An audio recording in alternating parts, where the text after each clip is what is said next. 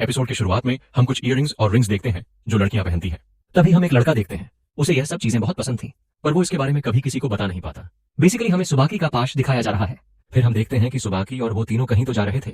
Sakurai कहता है यह एक डेट नहीं है, याद रखना। सुबाकी कहती है हम दोनों अकेले होते तो ज्यादा अच्छा लगता ना। नेरे पूछता है वैसे भी हम अब कहाँ जा रहे हैं। सुबाकी कहती है मैं तुम सबको बताना ही भूल गई।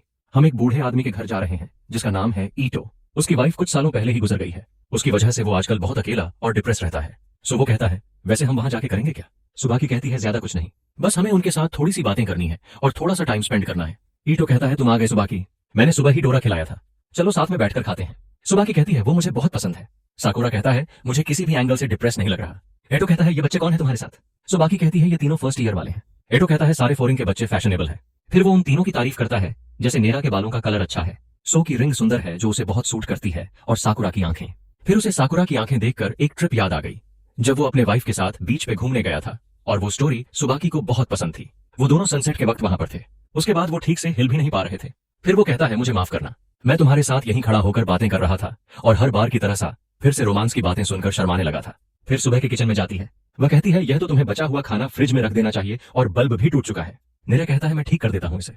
तभी वहां साकुरा आ जाता है, पर उसे समझ नहीं आता कि उसे क्या करना चाहिए। यह तो कहता है तुम यह सामान बैकअप में जाकर रख दो। फिर साकुरा बैकअप में जाता है, पर उधर बहुत धूल होती है। वो उन कपड़ों को देखकर कहता है शायद ये पूरे साल हर रोज अलग अलग कपड़े पहनता होगा। तभी यह तो बाहर जाता है।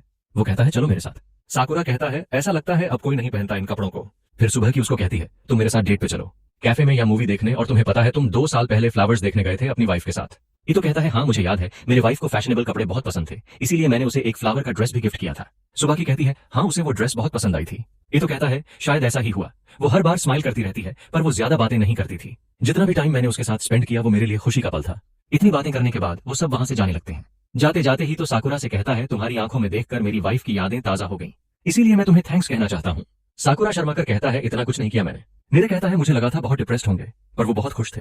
फिर सुबाकी कहती है वह पहले से ज्यादा खुश नहीं रहता, लेकिन कभी कभी उसके चेहरे पर दर्द नजर आता है। जरूरी है उसने अपने किसी को खोया है, पर मुझे लगता है बात सिर्फ इतनी नहीं है। पूछने पे कहता है सब ठीक है, लेकिन मैं चाहती हूँ उसका मन फिर से खुश हो, इसीलिए उन्हें खुश करने के लिए मैं कुछ भी करूंगी। फिर सुख कहता है तुम उनके बारे में इतना चिंता क्यों करती हो। सुबाकी कहती है उन दोनों ने ही मुझे जिंदगी जीना सिखाया और मुझे वैसे ही पसंद करते हैं जैसे मैं हूँ। फिर हम सुखी का पास्ट देखते हैं जब उसे ऐसी रिंग्स और इयरिंग पसंद थे।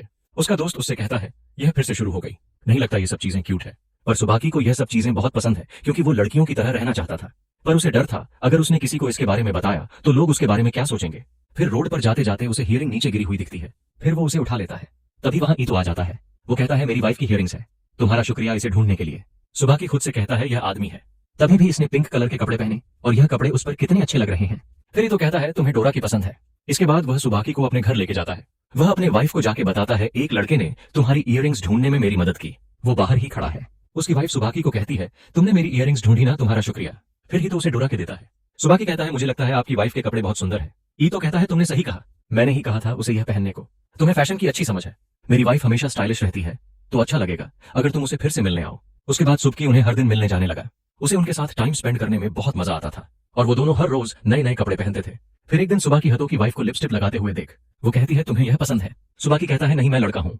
तभी तो उसके वाइफ को कुछ काम से बाहर बुला लेता है। फिर सुबह की लिपस्टिक उठाने का ट्राई करता है, पर वो नहीं कर पाता। तभी वह सुबाकी को देख लेती है। वो कहती है तुम्हें इसे ट्राई करना है। फिर वो सुबाकी को लिपस्टिक लगाती है। वो कहती है सुंदर है ना। यह तो उसे देखकर कहता है सुबाकी तुम पर लिपस्टिक बहुत सुंदर लग रही है। तभी सुबाकी रोने लगता है। वो कहता है मुझे इतनी खुशी क्यों हो रही है, नॉर्मल लड़की लिपस्टिक लगाने पर खुश नहीं होते, फिर भी मुझे यह सुंदर क्यों लगता है। मैं झूठ नहीं जीना चाहता, न दोस्तों से न फैमिली से। मैं बस उन चीजों को पसंद करना चाहता हूँ जो सब करते हैं। वो उसे कहती है तुम्हें हिल्स के बारे में पता है, जो लड़कियां पहनती हैं, तुम्हें पता है वो हिल्स लड़के भी यूज करते थे। ये तो कहता है हाँ, एक बैटलफील्ड का वेपन था जो घोड़े पर लड़ते वक्त बॉडी को स्टेबल करने के लिए यूज होता था। वो कहती है वैसे ही मेकअप पहले बॉडी को प्रोटेक्ट करने के लिए यूज होता था। लड़का या लड़की होना इंपॉर्टेंट नहीं है, लेकिन यह सिर्फ तुम्हारा एक छोटा सा हिस्सा है। फिर ईटो कहता है जिसने भी पहले हिल्स या लिपस्टिक यूज की थी उन्होंने यह सोचकर नहीं पहना था कि यह लड़कों या लड़कियों के लिए है, उन्हें बस अच्छा लगा इसीलिए उन्होंने उसे यूज किया था। उसकी वाइफ कहती है तुमने कहा मैं लड़का हूँ, फिर भी मुझे खुशी क्यों हो रही है, लेकिन असल बात यह है कि तुम्हें इसीलिए पसंद है क्योंकि यह तुम्हारी असलियत है। फिर ईटो कहता है नॉर्मल सी वही होता है जो दादा लोग सोचते हैं, लेकिन इसका मतलब हर वक्त बदलता रहता है, जैसे हिल्स और मेकअप का मीनिंग बदला। इसीलिए तुम्हें वही पसंद करना चाहिए जो तुम्हें सच में अच्छा लगे। और अब मैं समझ सकता हूँ कि तुम्हें इतनी खुशी क्यों हो रही थी। सुबाकी कहता है मैं अकेला था क्योंकि मैं दूसरों से अलग था, पर उन दोनों ने मुझे सिखाया कि मैं क्या हूँ, इसीलिए वो मुझे पसंद है। उसकी स्टोरी सुनकर नीर रोने लगता है। फिर वो कहता है चलो कुछ भी करके यह पता लगाते हैं कि ईतो की क्या परेशानी है। साकुरा कहता है अच्छा ठीक है, फिर से कब जाना है वहां। यह सुनकर सुबह की उन्हें गले लगा लेती है। वो कहती है हम कल जाएंगे वहां फिर से। अगले दिन ईतो उन सबको उसके फोटो का एल्बम दिखाता है। निरे कहता है इन्हें देखकर लगता नहीं कि इन्हें कोई चीज सता रही है। सो वो कहता है पहले नजर में हमें समझ नहीं आएगा कि उन्हें किस बारे में चिंता है। सुबाकी कहती है पर यह फोटो मोशी यूवी की है और कई में तो वो ठीक से कैमरे की तरफ देख भी नहीं रही। यह तो कहता है जब मैं उसकी तरफ कैमरा करता था वो दूसरी तरफ देखने लगती थी। फिर सुबाकी कहती है क्या तुम दोनों की एक भी फोटो नहीं है, साथ में कम से कम शादी की तो होनी चाहिए। यह तो कहता है शादी की तो नहीं है पर यह है। मेरे पास उस फोटो को देखकर शाकुरा का शर्माने वाला सिस्टम ऑन हो जाता है। सुबाकी कहती है क्या इस फोटो को देखकर तुम्हारा रोमांस सिस्टम ऑन हो गया। साकुरा कहता है चुप हो जा, ऐसा कुछ नहीं है, बस वो केक मेरे गले में फंस गया था। फिर सुबाकी साकुरा को पूछती है तुम्हें कैसा लगा इस फोटो को देखकर। साकुरा कहता है ज्यादा कुछ नहीं, पर वो दोनों खुश है और वो दादी सुबाकी की तरह लग रही है। जब सुबाकी उम्मैया के साथ बातें करती है सुबाकी शर्माकर कहती है सच्ची में मैं इतनी सुंदर हूं। फिर वो ईतो को कहती है ये वही लड़का है जिसके के बारे में आपको बताती रहती हूं। तभी तो की आंखों में ऐसे आंसू आने लगते हैं। वो कहता है मैं उसे प्यार करता था और यह रिश्ता मेरे लिए खुशियों का पल था, लेकिन यह अरेंज मैरिज थी और यो भी अपने इमोशन ज्यादा शेयर नहीं करती थी, इसलिए मैं कभी समझ नहीं पाया वो वैसे भी खुश थी या नहीं। जब से मैं अकेला हो गया तब से यह सवाल हमेशा मेरे मन में आने लगा। ये कहता है अब मुझे समझ आया कि ये तो को कौन सी बात सता रही है। ई तो कहता है जब मैं उसके साथ था तो इतनी चिंता नहीं थी, लेकिन अब अकेला हो गया हूं तो बहुत बुरा लगता है। अब जब मैंने देखा तो थोड़ा सुकून मिला, उस वक्त सब कुछ ठीक था।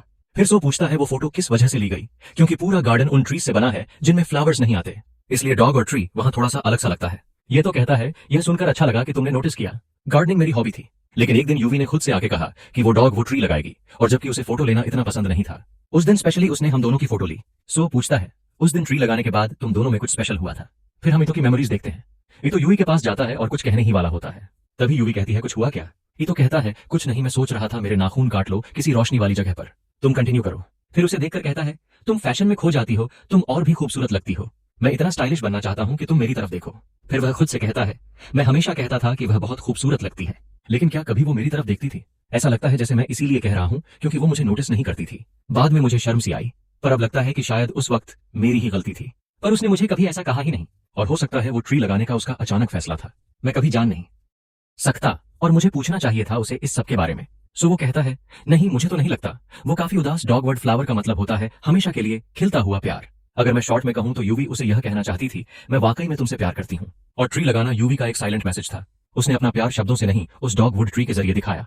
तभी तो समझ नहीं पाया, पर अभी उसे रियलाइज होता है कि यूवी वाकई में उसे प्यार करती थी। नीतो को लगता है यूवी उसे कभी प्यार नहीं करती थी, लेकिन सुबाकी ने और साकुरा उसे समझाती है कि यूवी ने अपने एक्शन से अपना प्यार दिखाया था। सुबाकी कहती है अगर यूवी तुमसे प्यार नहीं करती तो वो अपना वक्त तुम्हारे साथ नहीं बिताती।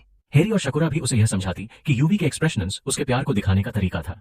ईतो को समझ आता है कि यूवी ने कभी अपने दिल की बातें डायरेक्टली नहीं बताई, पर उसने अपने एक्शन से अपना प्यार जाहिर किया। अब यूवी के ना होने पर ईतो को यह रियलाइज होता है कि वो समझ नहीं पाया उसे, पर अब वो खुश है क्योंकि उसे ऐसी वाइफ मिली और इसी के साथ एपिसोड 6 खत्म होता है।